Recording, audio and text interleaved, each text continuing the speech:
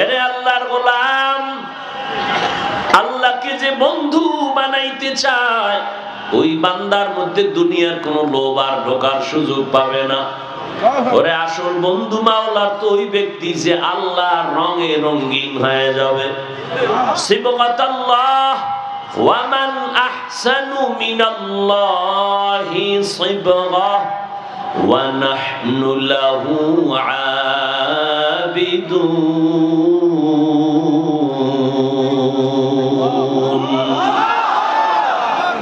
দুনিয়াতে বহু রং আছে, আল্লাহ কয় আমার রং সুন্দর।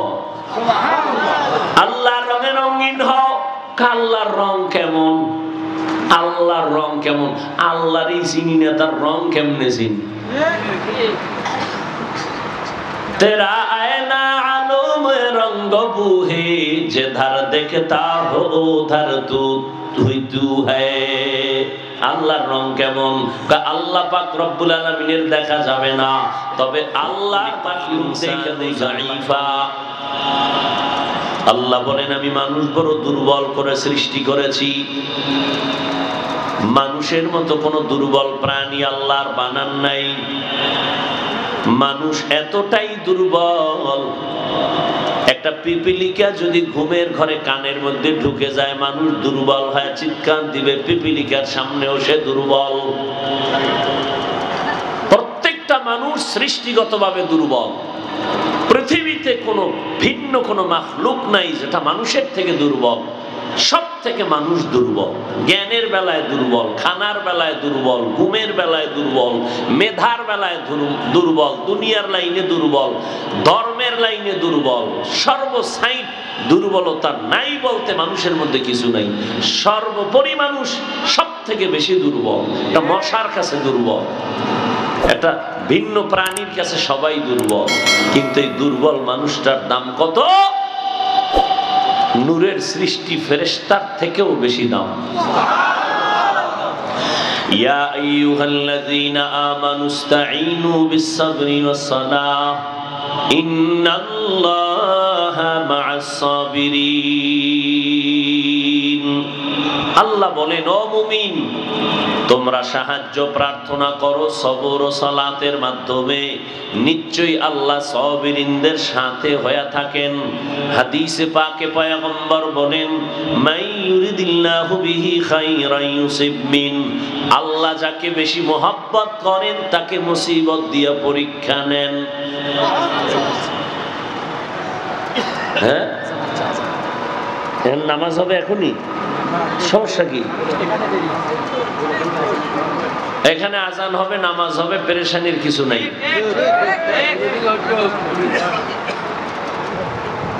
আল্লাহ আল্লাহ যাকে বেশি মহব্বত করেন তাকে আল্লাহ পাক পরীক্ষা নিবেন মুসিবত দিয়া। কি দিয়া? জামাত কয়টায়? আর জামাত কয়টায়? 7:30। 7:30টায়।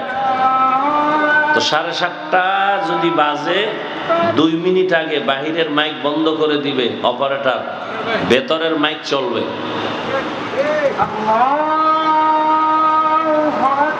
নাকি এখনই ছেড়ে দিব?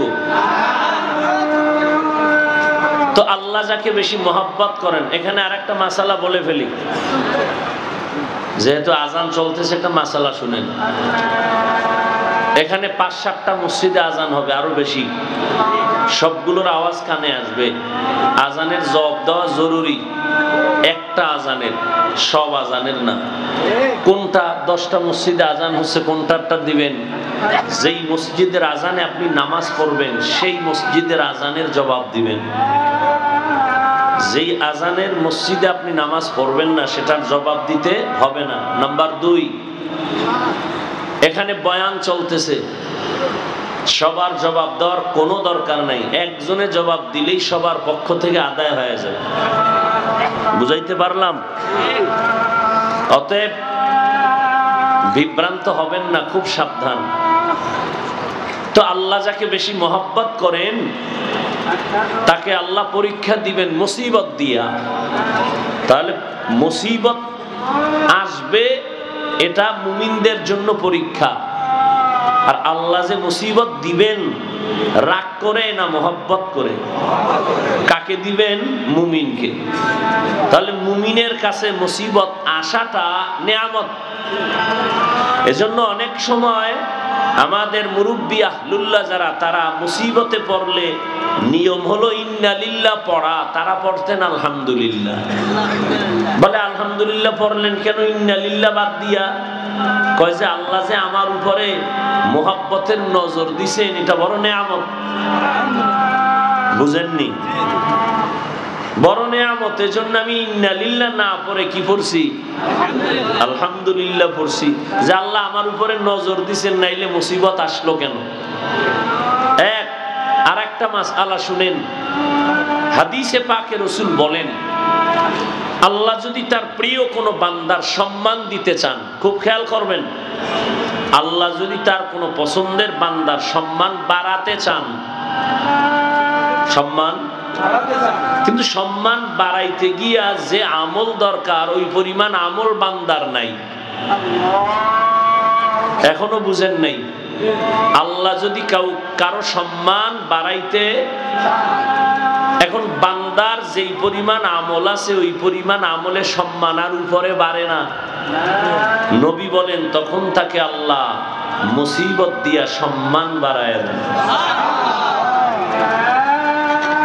মুসিবতে ফালায়া বান্দার ধৈর্যের পরীক্ষা নিয়ে সম্মান বাড়ায় দেন। আল্লাহ বান্দাকে আদর করেন। পৃথিবীতে আল্লাহর আদরের আর কোনো বস্তু নাই মানুষ ছাড়া। আল্লাহর কাছে কি ফেরেশতারা বেশি আদরের না মানুষ? আর মানুষের মধ্যে ওই মানুষগুলো আল্লাহর কাছে বেশি আদরের যারা ঈমানওয়ালা। ঈমানওয়ালাদের মধ্যে তারা আরো বেশি আদর পায় যারা আমলওয়ালা। আবার আমলওয়ালাদের মধ্যে তারা আল্লাহর কাছে আরো বেশি প্রিয় যাদের আমলে ইখলাস আছে, তাকওয়া আছে। কেরাম, এরপরে সাহাবায়ে কেরাম, কিয়ামত পর্যন্ত যারা থাকবেন এরা উলামায়ে আহলে হক। সমস্ত নবীদের শ্রেষ্ঠ রহমাতুল্লিল, আর সমস্ত নবীদের উম্মতের শ্রেষ্ঠ উম্মত আমরা নবীর আখিরি নবীর উম্মত। আর আখিরি নবীর উম্মত আমাদের মধ্যে শ্রেষ্ঠ যারা, এরা একমাত্র কোরআনওয়ালা, ইলমওয়ালা, তাকওয়াওয়ালা উলামায়ে কেরাম। এখন আল্লাহ বলেন আমি যাকে মোহাব্বত করব তাকে পরীক্ষা দিব মুসিবতের দ্বারা। কি মুসিবত? আল্লাহ অন্য আয়াতে বলেন وَلَنَبْلُوَنَّكُمْ بِشَيْءٍ مِّنَ الْخَوْفِ وَالْجُوعِ وَنَقْصٍ مِّنَ الْأَمْوَالِ وَالْأَنفُسِ وَالثَّمَرَاتِ وَبَشِّرِ الصَّابِرِينَ।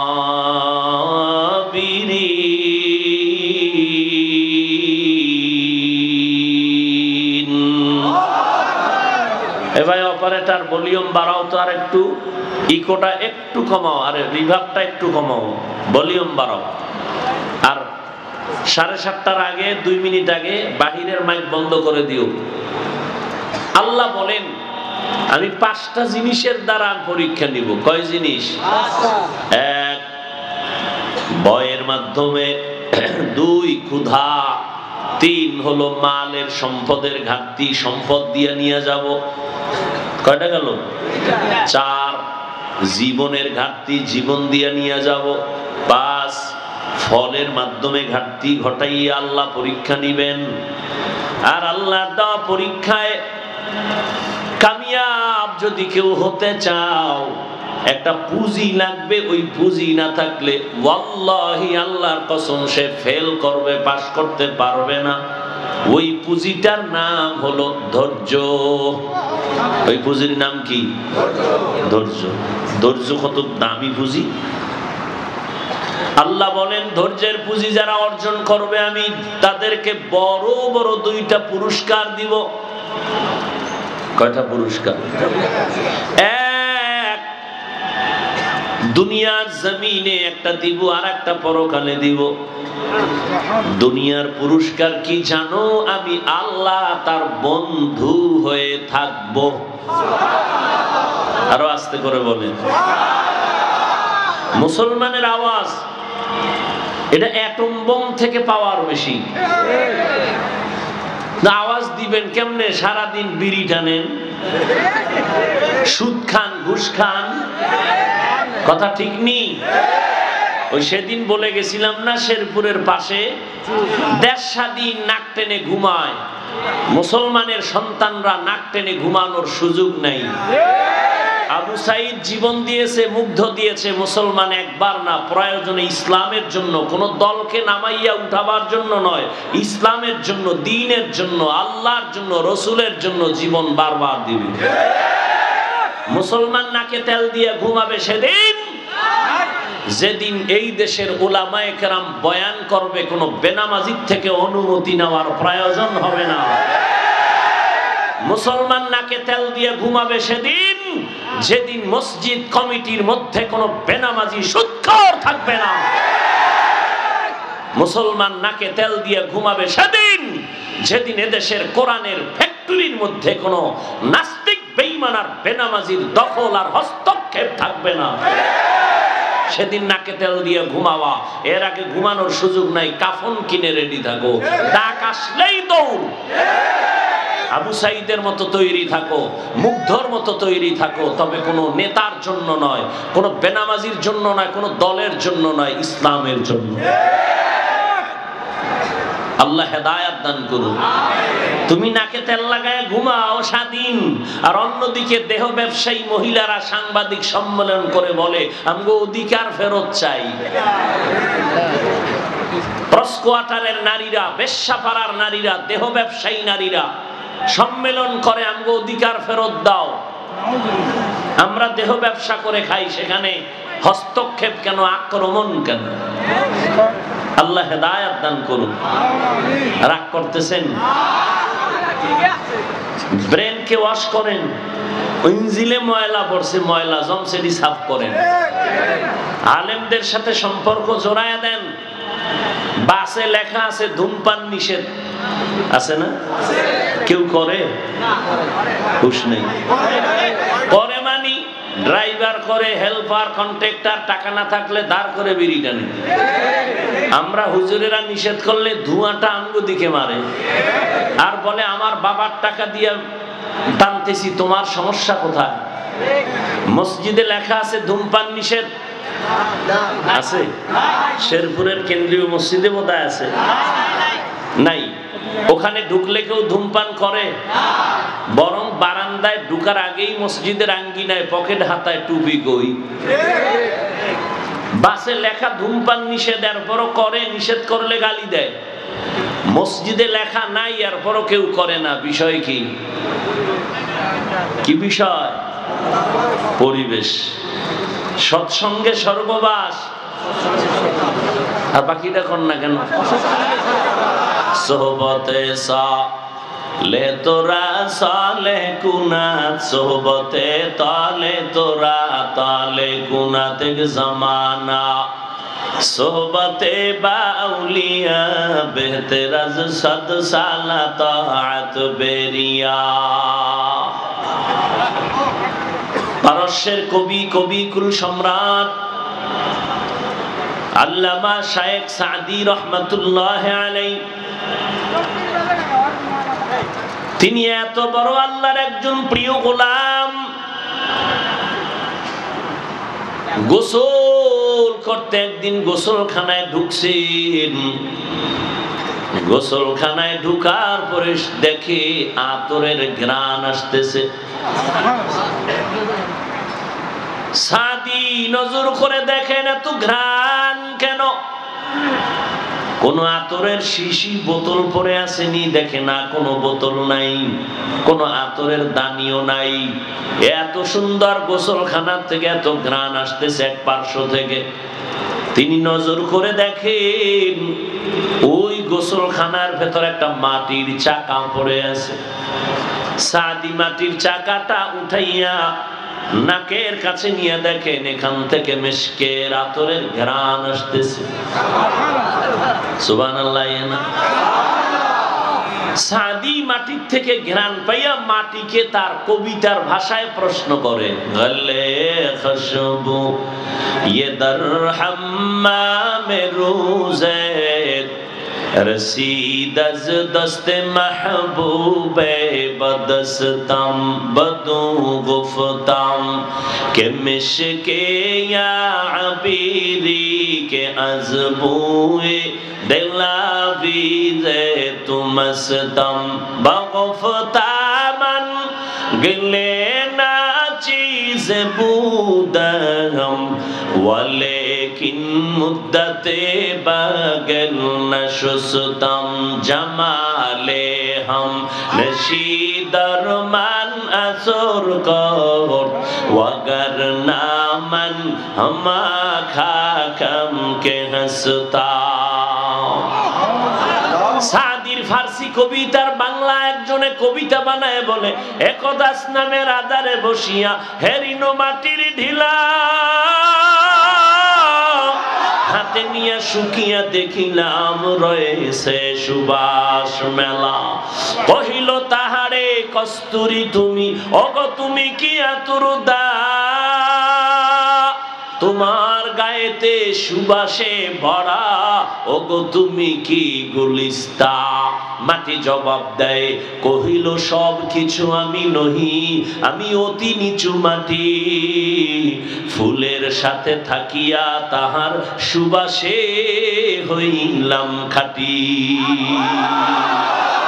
আউলিয়ারা কারে উকবা এখতিয়ার জাহেলারা কারে দুনিয়া এখতিয়ার। মাইলে মোমেন সোয়ে মোমেন মিশাওয়াত, মাইলে কাফের সোয়ে কাফের মিশাওয়াত। সাউন্ড আপ ডাউন হয় কেন রে ভাই? ও বাইরে তো বাড়াও, তোমার বক্সের সাউন্ড একটু বাড়াও। ভাইরা আমার, সাদি বলতেছেন এর মাটি তোর থেকে এত ঘেরান কেন? তুই কি মেশকো না আম্বর নাকি আতরদা? মাটি জবাব দিয়া বলেন, না আমি মেশকো না, আম্বার না, আতরদাও না, তবে আমার মধ্যে ঘেরান আসছে কোত্থেকে জানোনি? আমি একটা ফুলের গাছের গোড়ায় থাকার কারণে ওই ফুলের গাছের ঘ্রাণ আমার ভেতরে প্রবেশ করেছে। সাদি সারা দুনিয়ার মানুষকে উপদেশ দিয়া বলেন, ও দুনিয়ার মানুষ, একটা মাটির চাকা ফুলের গাছের গোড়ায় থাকার কারণে যদি ঘ্রাণ আসতে পারে, ও দুনিয়াদার গুনাহগারের দল, ও বেনামাজির দল, তুমি যদি আখিরাতের একজন যাত্রী, আল্লাহর প্রিয় গোলাম, একজন আল্লাহ ওয়ালার সাথে যদি সম্পর্ক লাগায় দাও, সোহবতে যাও, তাহলে তার নজর লাগলে কেন তুমি আল্লাহ ওলি হইবা না? সৎসঙ্গে স্বর্গবাস, সৎসঙ্গে সর্বনাশ। এরে নবীরা আশিক, ভালো করে বুঝেন। আল্লাহ বলেন, ধৈর্য ধারণ করার এই পুঁজিটা যদি তুমি অর্জন করো, তোমার জন্য পরীক্ষায় পাশ করার রাস্তা খোলা থাকবে। ধৈর্য বড় দামি এক সম্পদ। যারা দুনিয়ায় ধৈর্য ধারণের পুঁজি অর্জন করবে, তাদের প্রথম পুরস্কার আমি আল্লাহ তার বন্ধু হয়ে যাব। আল্লাহ বন্ধু হইলে আর কোনো টেনশন আছে? কোনো টেনশন নেই। ভাইয়া যান, তাহলে আমি দুনিয়াতেও বাদশা, আখিরাতেও বাদশা, মুকুটহীন সম্রাট।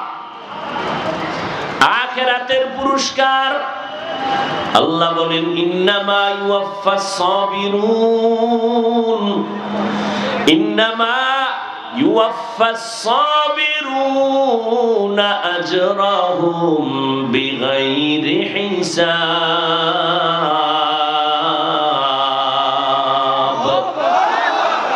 আল্লাহ বলেন, কিয়ামতের দিন আমি ধৈর্য ধারণকারীকে বিনা হিসাবে জান্নাত দিয়ে দিব।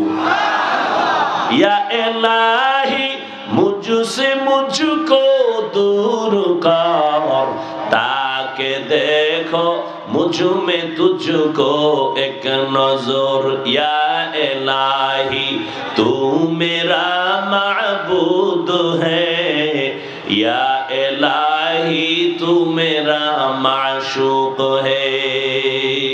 আল্লাহরে বন্ধু বানাইতে চাননি? কথা বলেন না কেন? এরে আল্লাহর গোলাম, আল্লাহকে যে বন্ধু বানাইতে চায় ওই বান্দার মধ্যে দুনিয়ার কোনো লোভ আর ঢোকার সুযোগ পাবে না। ওরে আসল বন্ধু মাওলার তো ওই ব্যক্তি যে আল্লাহর রঙে রঙিন হয়ে যাবে। সিবগাতাল্লাহ ওয়া মান আহসানু মিনাল্লাহি সিবগা ওয়া নাহনু লাহু আবিদুন।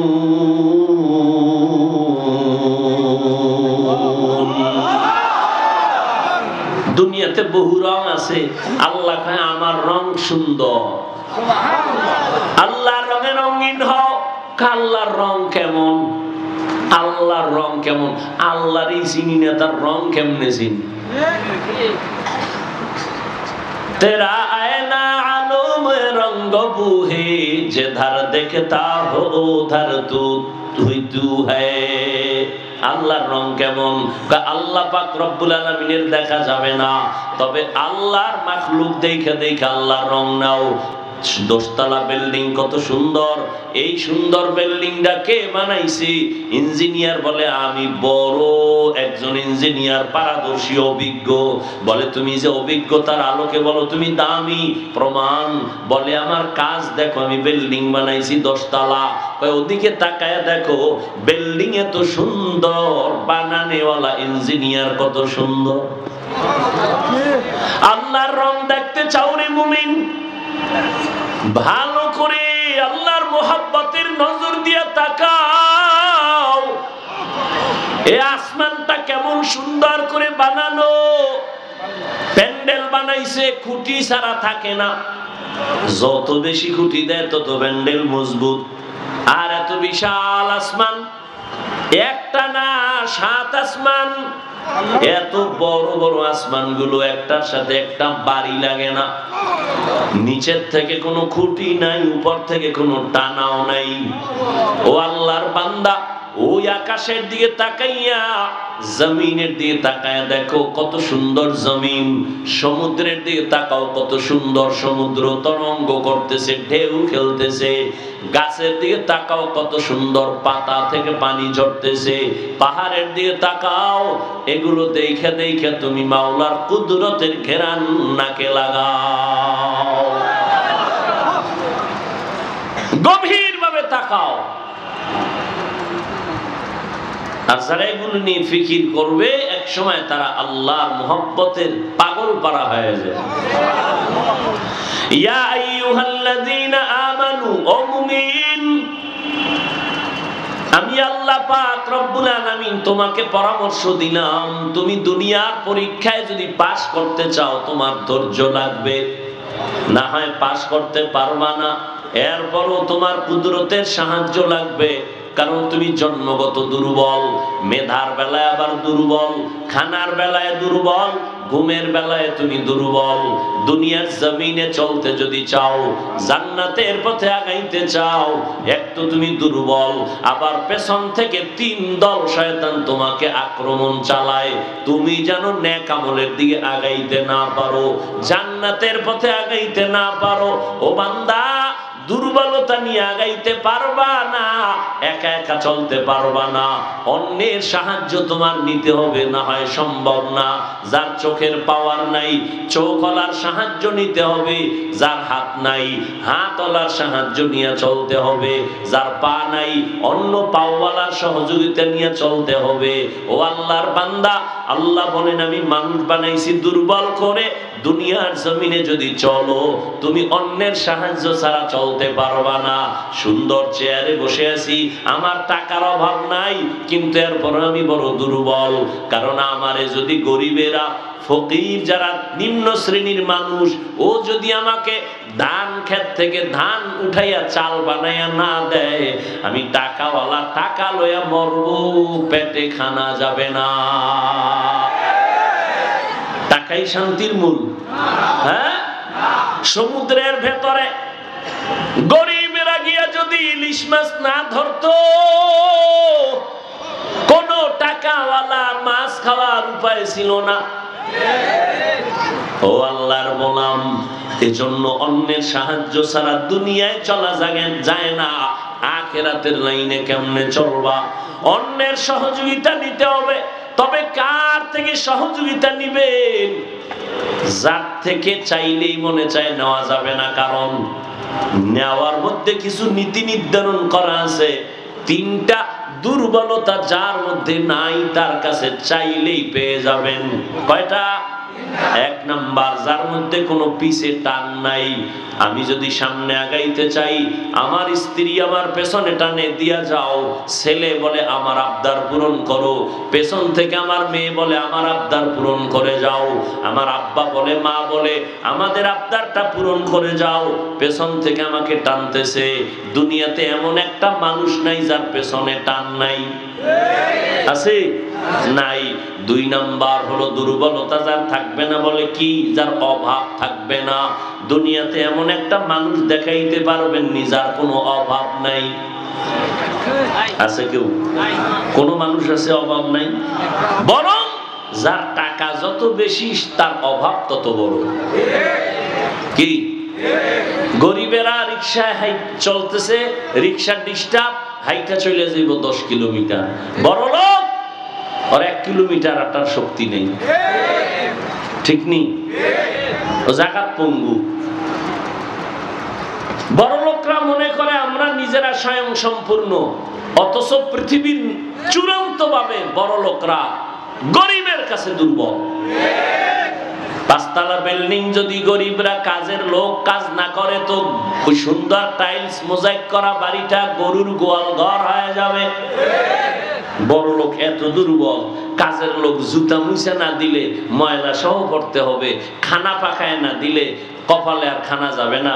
বউর খানা কপালে নাই, জীবনে বিয়েই করছে ঠিক, কিন্তু বউয়ের হাতের খানা নাই, কারণ চৌধুরী বংশের মাইয়া তো আগুনের কাছে গেলে চেহারা ঝলসে যাবে। আবার খাইছে বিয়ার সময় যৌতুক নামের পায়খানা। কি? আল্লাহ হেদায়েত দান করুন। যারা যৌতুক খায় এরাও জালেম, যারা যৌতুক দেয় এরাও জালেম, যারা সহযোগিতা করে সবগুলো জালেম।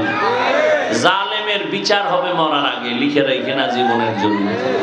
জুলুমের বিচার মরার পরে না আগে? আগেই হবে, আগেই হবে, মরার আগেই শুরু। আল্লাহর রাসূলের স্পষ্ট হাদিস, জুলুমের বিচার হবে মরার আগে। আল্লাহ হেদায়েত দান করুন। এদিকে তো যৌতুক নাই, সবগুলো ইতর আর ডাকাত। এদের মতো ইতর, এদের মতো ডাকাত, এদের মতো ফকিন্নি জমিনে আর কেউ নেই। এরা 3rd ক্লাসের ফকিন্নি, এরা 3rd ক্লাসের ডাকাত, এরা 3rd ক্লাসের জালেম। এদের মতো জালেম এই জমিনে কেউ নাই। এরা নারীর দুশমন, মানবতার দুশমন, দেশের দুশমন, আল্লাহর দুশমন, রসুলের দুশমন, ইসলামের দুশমন। মরার আগে পঙ্গু হয়ে যাবে, লিখে রাখ। আল্লাহ হেদায়েত দান করুন, তওবা করার সুযোগ আল্লাহ দান করেন। হাজী সাহেব খুব বাহাদুর, কপালে বহু মাইরেস, শান্তি নাই। আপনি জীবনে গুনাহ করেন না ডাইরেক্ট, এরপর আপনার কপালে মাইরেছে ছেলের কারণে, মাইয়ার কারণে। দুনিয়ায় যদি মাইর থাকে, কিয়ামতে থাকবে না কেন? আল্লাহ ধরাই দিবেন কিয়ামতে। সন্তানের কারণে বহু মা বাপ জাহান্নামে যাবে, শুধু সন্তানের কারণে। আল্লাহ হেদায়েত দান করুন। তাহলে সহযোগিতা তার থেকে নিব যার 3টা দুর্বলতা নাই। 1, যার কি নাই? পিছনে টান নাই। 2, যার কি নাই? অভাব নাই। বুঝেননি? 3 নাম্বার, যার কোনো স্বার্থ নাই। বলেন তো দুনিয়াতে এমন একজন আসেনি যার স্বার্থ নাই? আছে? দুনিয়ার জমিনে সব স্বার্থপর, তবে দুইজন ব্যক্তি মোটামুটি পেয়েছিলাম যাদের একটু স্বার্থ কম। নাই নাই বলে পেয়েছিলাম দুইজন, আমার মা আর বাবা। কিন্তু নজর করে দেখলাম সোনার বাংলায় তারাও বড় স্বার্থপর। অনেক জায়গায় দেখা গেল মা বাবা স্বার্থের কারণে সন্তানের জবাই করে। বানায় বলতেছি, এটা কি ইন্ডিয়ার খবর? সোনার বাংলায় সব দৃষ্টান্ত রেডি। বাংলাদেশের প্রত্যেকটা থানার ডায়েরি তালাশ করবেন। এখন তো পুরা লাইছে ডায়েরি, আর হই হইবেন নতুন করে হলো আবার দেখবেন এমন কোন থানার ডায়েরি নেই যেখানে মা বাপ সন্তানের বিরুদ্ধে মামলা করে নেন। আবার সন্তানও মা বাবার বিরুদ্ধে কি করে? মামলা করে। সব স্বার্থ স্বার্থ স্বার্থ, অভাব মুক্ত নাই, স্বার্থ ছাড়া নেই। তাহলে দুনিয়ার কারো কাছে সাহায্য চাওয়ারও কোনো সুযোগ নাই। চাইলে চাইতে চাইতে জীবন শেষ, পাওয়া যাবে না। কারণ সে তার মাইয়া ভোলা বউ আত্মীয় স্বজন মা বাবারে দিয়া থাকলে তোমাকে দিবে। এবার কয় না দেয় না, দেয় না, 5 টাকা দিয়ে 5000 টাকা উসল করে, তোমার খবর নেই। তুমি তো মাইকিং শুনছো, যদি লাইগা যায় 10 টাকায় 40 লাখ। আসেনি এই লটারি? হে চিন্তা করে 10 টাকায় 40 লাখ, ও বাপের টাকা দিবে? শেরপুর থানার এখানে 50,000 লোক আছে, সবাই যদি 10 টাকার লটারি কিনে, এবার হিসাব করো বাসায় গিয়ে কত লাখ টাকা হইল। সেখান থেকে একজনরে 40 দিলে, জাতেরটা দিয়ে তাদের বুঝ দিল, মাঝখান দিয়ে ওরা গোস্ত খাইলো। ভাও, হ্যাঁ, খবর নাই। পাবলিক নাচতেছে, 10 টাকায় 40 লাখ। এই জন্য সুদ আল্লাহ হারাম করছেন কেন? ব্যবসাকে হালাল করছেন কেন? সুদের দ্বারা ধনী আরো ধনী হয়, গরিব আরো গরিব হয়। খবর নাই। আল্লাহ হেদায়েত দান করুন। আল্লাহ পাক 2 দল মানুষের সাথে এই পরিমাণ রাগ করছেন, আর পৃথিবীর কোন মানুষের সাথে এত রাগ আল্লাহ করেন নাই। কি রাগ? আল্লাহ বলেন, তুই রেডি থাক, এই বেঈমান, আমি আল্লাহ নিজে তোর সাথে যুদ্ধ করব। এক দল সুদখোর, আর এক দল ওলিয়া উলিয়ার দুশমন। সুদখোরের বয়ান আছে কোরআন শরীফে, ওলিয়া উলিয়ার বয়ান আছে বুখারী শরীফে। আল্লাহ বুঝার তৌফিক দান করেন।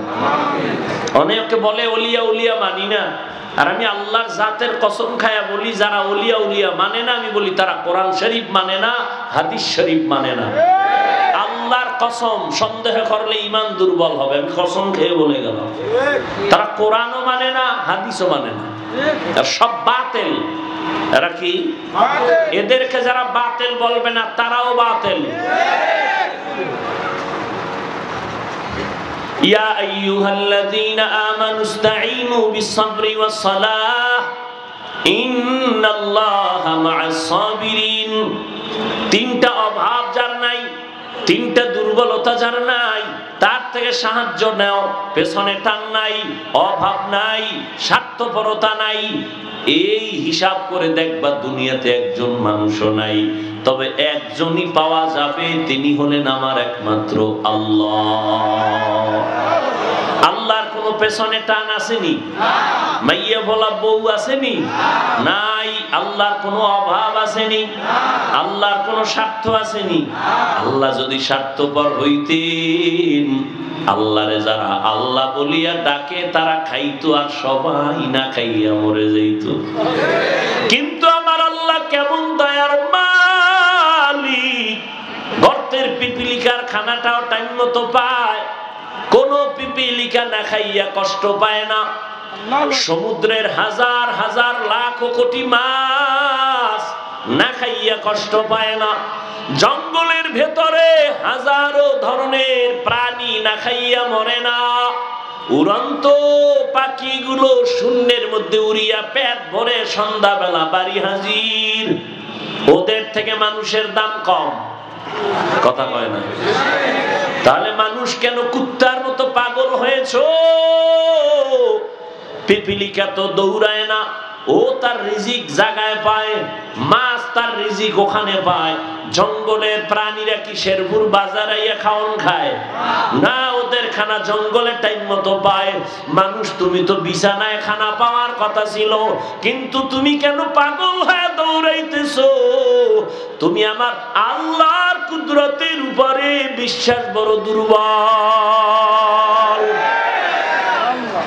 মানুষ দামি, মানুষ তো বিছানায় খানা পাবে, পাগলের মতো দৌড়াবে কেন?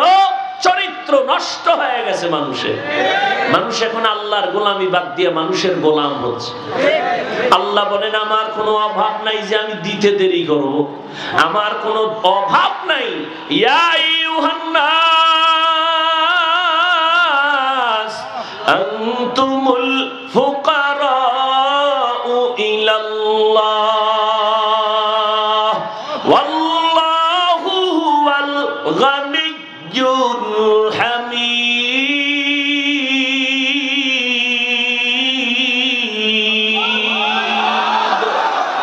गर तवक्कुल मीकुनी हर सुबह शाम मीरसानद रिज़्क़े तू अज़ला मकाम।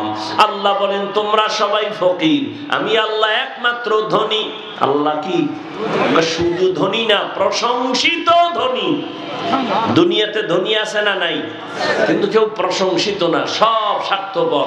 50,000 টাকা দিছে মাদ্রাসা বা মসজিদে দিয়া চায়ের দোকানে বয়ে বয়ে চাপাবাজি করে, মসজিদ তো আমি করে দিছি। আছে না নাই? মানে যা দিল তা ঝাল মিটাইয়া সওয়াবটারে একেবারে গজব বানায় দিল। কেউ 20,000 টাকা মাহফিলে দান করে, মাদ্রাসায় দান করে, আর বলে দেয় মাইকে যেন আমার নাম বলে দেওয়া হয় না, আমি গোপনে দিয়া দিলাম 20,000 টাকা। আবার আর এক বান্দা মাহফিলের প্যান্ডেলের এক পেছন থেকে চিপায় দাঁড়ায় 1,000 টাকা দিয়ে কয় মাইকে যদি নাম না কয় টাকা ফিরাইয়া নিয়ে আসবি। আছে না নাই? আবার একদল 1 টাকাও দেয় না, খালি হিসাব চায়। যারা দান করে তারা চায় দোয়া, যারা দান করে না তারা চায় হিসাব। দানকারীরা চায় দোয়া, আর যারা দান করে না এরা কি চায়? আল্লাহ হেদায়েত দান করুন। আল্লাহ বলেন সাহায্য প্রার্থনা করো। এতক্ষণ আলোচনার দ্বারা কি বুঝলাম? আমাদের সাহায্য বা সহযোগিতা লাগবে কি লাগবে না? এই কথা বলেন না কেন? লাগবে। নাম্বার 2, সাহায্য যার থেকে নিব দুনিয়াতে এমন কেউ আসেনি আমার মন মতো দিবে, কেউ আছে? তাহলে ফাইনাল বলেন সাহায্য কার থেকে নিতে হবে? আর জোরে বলেন এরে নবীর আশিক, আমার নবীর মতো দামি কেউ ছিল?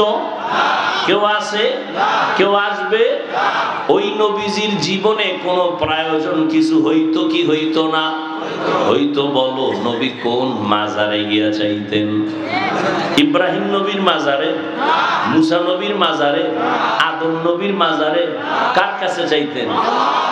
নবী বলেন ইজা সাআলতা ফাসআলিল্লাহ ওয়া ইজা ইসতাআনতা ফাসতাইন বিল্লাহ। যদি কিছু চাইতেই হয় কার কাছে চাইবা? নবী কয় আমি কিছু দেই না, আমি বন্টন করি। দেওয়া আর বন্টন করা এক না। আনা কাসেম, আমি বন্টন করি। ওয়াল্লাহু ইউতি, আল্লাহ আমাকে দেন, আমি বন্টন করি। আমি নিজে দিতে পারি না। আমার নবুয়তটা আমার আল্লাহ দিবেন, আমাকে সম্মান আল্লাহ দিবেন, আল্লাহ আমাকে রহমতের লকব দিবেন, আমাকে ইমামুল মুরসালিনের লকব দিবেন, আমাকে খাতামুন নবিয়্যিনের লকব দিবেন। আমার সম্মান আল্লাহ দান করেছেন। অতএব কিছু চাইতে হলে কার কাছে চাও? নবী যদি আল্লাহর কাছে চাইতে পারে, আপনার চাইতে বাধা কেন? তো এক সূরায় কয় হুজুর অনেক চাইছি আল্লাহ দেয় না, এজন্য রাগ করে আর চাই না। আল্লাহ দেয় না কেন? চাওয়ারও তো একটা লাইন আছে। আপনাদের এখানে কথার কথা চেয়ারম্যান সাহেব যদি এখানে আসে, আরেকজনের সামনে দিয়ে কলারটা ধরে কয় চেয়ারম্যান ভোটটা দিছি, এখন 50,000 টাকা দিও, এখানে লাগবে, দিবে? না জুতা মারবে? 50 কেন, তুমি 5 লাখ চাইলেও দিব, নিয়ম অনুসারে অ্যাপ্লিকেশন করো। তা আল্লাহর কাছে চাইলে আল্লাহ তো আরো দিবেন, দেওয়ার জন্য রেডি। লাইন মতো চাইতে হবে না। বিড়ি টাইনা চাইছো দিবে না, গাঞ্জা খায়া চাইছো দিবে না, মানুষের হত্যা করে কইছো আল্লাহ বাঁচাও, হবে না। তোর কপালে মাইরেস, কত ধানে কত চাল টের পাবি মরার আগে। আল্লাহ বলেন আমার কাছে যদি চাইতে হয় 2 নিয়মে চাও, 2টা লাইনে চাও। এক, ধৈর্য ধারণ করো। দ্বিতীয় হলো নামাজ, নামাজের মাধ্যমে চাও। আমি আল্লাহ চাওয়ার আগেই পৌঁছাইয়া দিব। আজ আমাদের ভেতরে ধৈর্য নাই, নামাজেরও খবর নাই। একজনে কয় জুমা তো একটাও ছাড়ি না, কি বলেন নামাজ পড়ি না? আর আমি সারা বাংলাদেশে বলি যারা শুধু জুমা পড়ে 5 ওয়াক্ত পড়ে না, ওই না পড়ার কাতারের সেও চরম বেনামাজি। শুধু জুমা পড়ে তাকে নামাজি বলা জায়েজ নাই, সে বেনামাজি। قال النبي صلى الله عليه وآله وسلم بين العبد وبين الكفر ترك الصلاة। বেঈমান আর মুমিনের মধ্যে ব্যবধান, নবী বলেন নামাজ। বেঈমানেরা নামাজ পড়ে না, মুমিনেরা নামাজ ছাড়ে না। নামাজ কয় ওয়াক্ত? এই যুবকেরা ঘুমাও, নামাজ কয় ওয়াক্ত? সপ্তাহে 1 দিন। কয় দিন? কথা কও। প্রতিদিন। মাঝে মাঝে ছেড়ে দিলে কোনো সমস্যা হবে না, বুঝা কইও হবে। হবে বলার পরেও যদি না পড়ো, ভিডাটা কত ওজনওয়ালা হবে। আল্লাহ কয় ফেরেশতারা লেখো, কইতেছে নামাজ ছাড়লে সমস্যা হবে, এরপরও যে পড়ে না, ফিডার ওজনটা যে কয় কেজি হবে ওটা বুঝামু সময় মতো। নামাজ ছেড়ে দেওয়ার কোনো সুযোগ নাই। দাঁড়াইয়া নামাজ পড়ো, যদি দুর্বল অসুস্থ হও বইসা নামাজ পড়ো। তবে চেয়ারম্যান হইও না ভোট ছাড়া। কি ইউনিয়নে চেয়ারম্যান একজন, জুমার মসজিদে চেয়ারম্যান 33 জন, চেয়ারে বয়া বয়া চেয়ারম্যানের মতো নাক টানে আর ঘুমায়। কথা কন না কেন? আছে না? ইমামের বয়ান শুনে না, নাক টানে আর ঘুমায়। একামত হয়ে গেছে, আল্লাহু আকবার বইলা দাঁড়ায় গেছে। পাশে এক যুবক কয়, ও দাদা আপনি ওযু করবেন না? কয় কিসের ওযু? এই যে চেয়ারাম কি এর ঘুম? মাকুন সুসতি নামাজে পাঞ্জগানা ফাওয়াইলুল লিল মুসাল্লিনা আল্লাযিনা মুমিনারা ইনামাজ ইমদাদে দা ইস্তাইনু আয়াতে কুরআওয়াখা আয়াতে قد أفلحنا يدكم غمركم در معني يزدر صادقون। নামাজ লাগবে নি? এজন্য নবী বলছেন 7 বছরে সন্তানের বয়স যখন 7 হবে, নামাজের মুসাল্লায় দাঁড় করাইয়া দাও হে মা বাপ। 10 বছর যখন হবে একটু শাসন করিয়া হলেও নামাজ পড়াও। না হয় ঘাড় যদি বাঁকা হয় সোজা করতে পারবা না। বেনামাজি সন্তান মা বাবার খেদমত করবে না।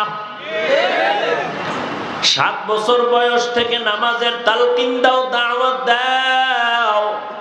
নামাজ নামাজ নামাজ। যার যত সুন্দর তার আমল তত সুন্দর। নামাজ যার যত সুন্দর তার আখলাক তত সুন্দর। নামাজ যার যত সুন্দর তার লেনদেন তত সুন্দর, তার ওয়াদা তত সুন্দর, তার কথা অত সুন্দর। যত বড় শাইখুল হাদিস হোক না কেন, যত বড় প্রিন্সিপাল হোক না কেন, যদি দেখেন তার আমলে আখলাকে আর ওয়াদায় ভেজাল, একমাত্র কারণ তার নামাজে ভেজাল। নবীর কাছে একজন নতুন মুসলমান হইল, নব মুসলিম। নবী কয় ঈমানের পরে প্রথম নিদর্শন নামাজ। আকিমিস সালাহ, নামাজ কায়েম করো। নামাজ কায়েম করো, নামাজ পড়ো না, কি কায়েম করো। নামাজ পড়া আলাদা, নামাজ কায়েম করা আলাদা। নবী বলেন নামাজ পড়ো, কায়েম করো। নবমুসলিম টাইম মতো নামাজ পড়ে একদিন 2 দিন 1 মাস 2 মাস পরে দেখে নবমুসলিম ঠিকই কালেমা পড়ছে, নামাজও পড়ে, বাইরে গিয়া মিসাও কয়, 2-1টা অন্যায় করে। সাহাবায়ে কেরাম বলেন, ইয়া রাসূলুল্লাহ, ওই নবমুসলিমটা নামাজও পড়ে, গুনাহও করে, অথচ আল্লাহ পাকের কোরআনের ওয়াদা, নামাজ যে পড়বে ওই বান্দা গুনাহ করবে না, নামাজ তাকে গুনাহমুক্ত করে দিবে। ইয়া রাসূলুল্লাহ, নবমুসলিম নামাজও পড়িয়া বাইরে গিয়া গুনাহ করে। নবী 1 বার 2 বার 3 বার অভিযোগ শোনার পরে জবাব দিতেন।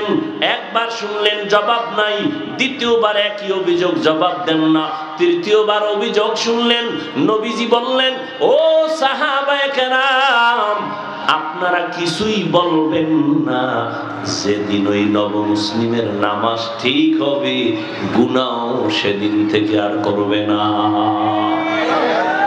তাহলে কি বোঝা গেল? নামাজ পড়ে ঠিক, কিন্তু নামাজ ঠিক যেইভাবে পড়া লাগে ওইভাবে পড়ে না।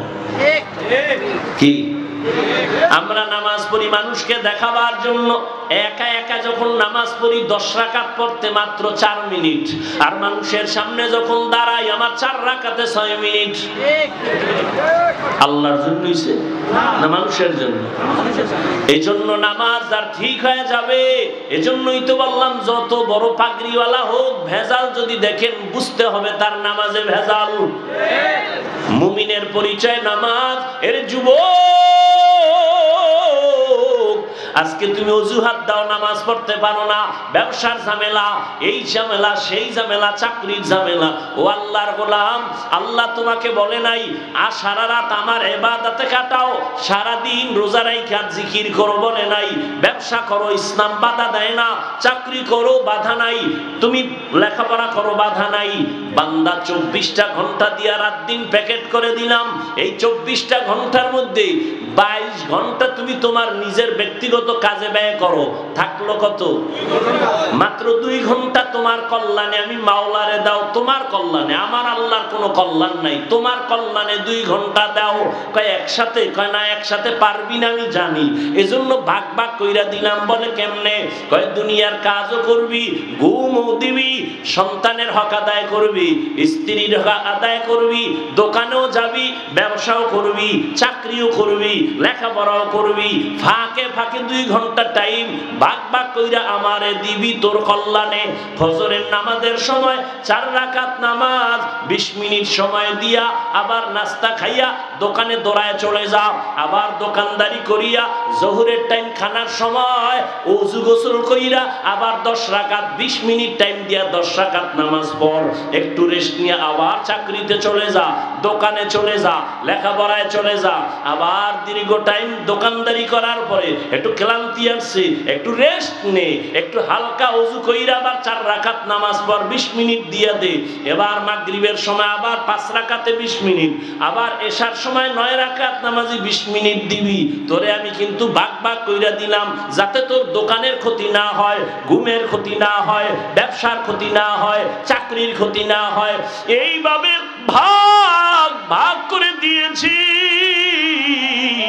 এরপরেও যদি তুই নামাজ না পড়ো, আমি আল্লাহ তোকে 1 বিন্দু ছাড় দিব না।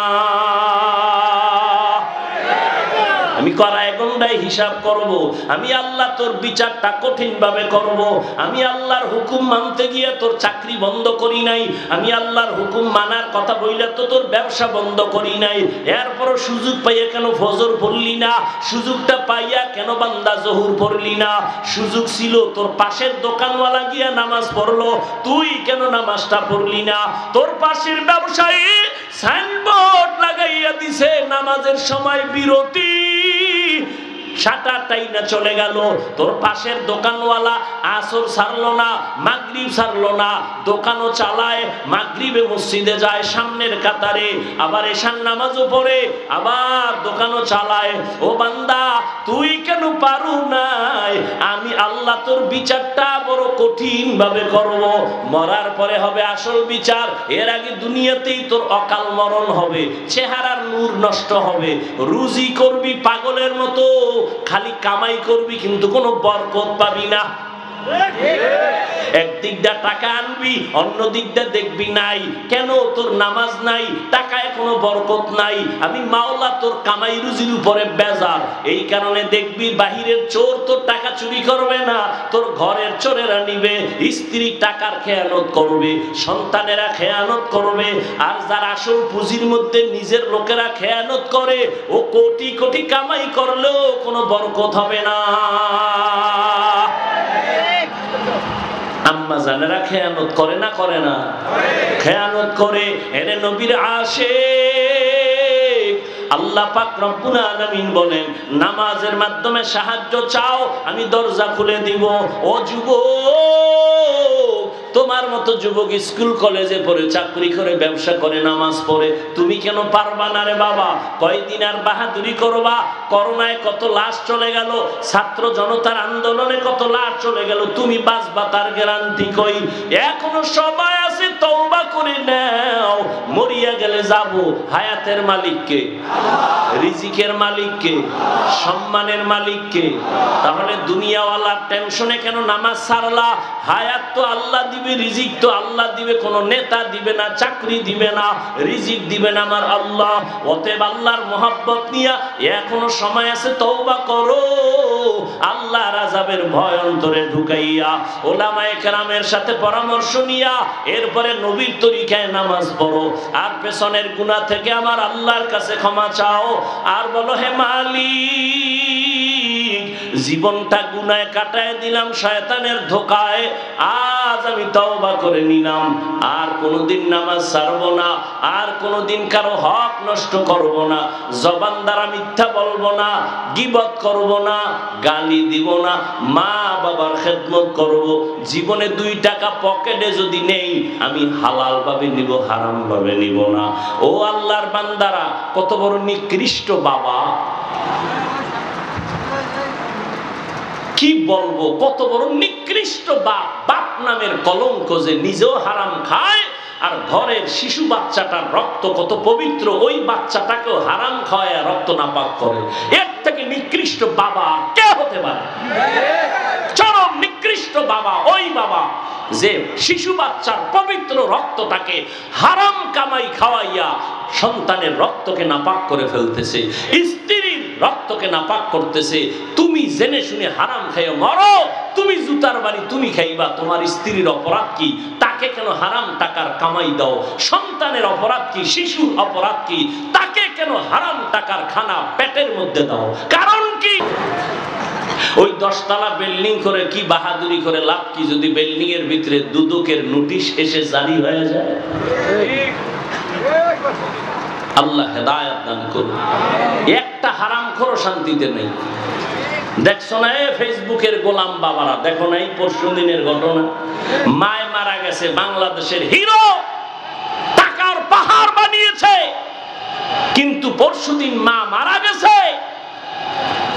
বাংলাদেশ যাদের কথায় আঙ্গুলির ইশারায় চলে, উঠে বসে, সেই টাকার পাহাড়ওয়ালারা আল্লাহর গজবে এমন ভাবে পড়েছে যে এত টাকা, এত কিছু, যাদের নাম নিতে মানুষ ভয় পায় বাংলাদেশের মধ্যে, বাংলাদেশের তারা কিং, কোটি কোটি কোটি, হাজার হাজার কোটি টাকার মালিক।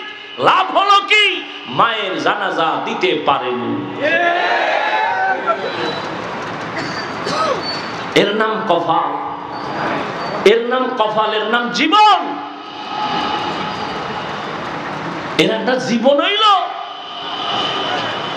যে এতটা সন্তান, 5-7টা ভাই, একজনও মায়ের জানাজায় আসতে পারেনি, অথচ পুরো বাংলাদেশে আঙ্গুলের ইশারা দিয়ে তারা চালাইতে পারে, এই পরিমাণ টাকা তাদের। এর নাম কফাল।